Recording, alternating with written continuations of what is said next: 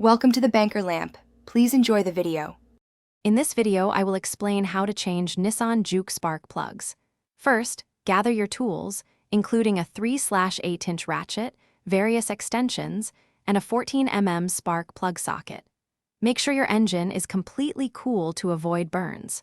Always disconnect the negative terminal of your battery before starting any electrical work for safety. This simple preparation ensures a smooth process. Now let's get to those spark plugs. Begin by removing the engine cover, which is usually held by a few bolts.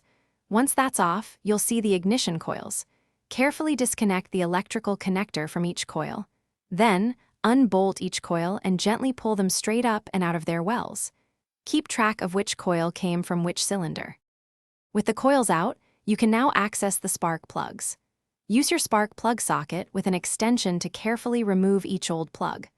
Once removed, take your new spark plugs and thread them in by hand to avoid cross-threading.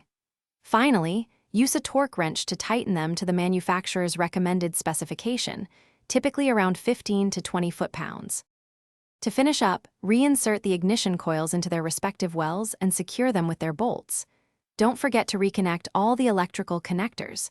Replace the engine cover, ensuring it's properly seated and bolted down.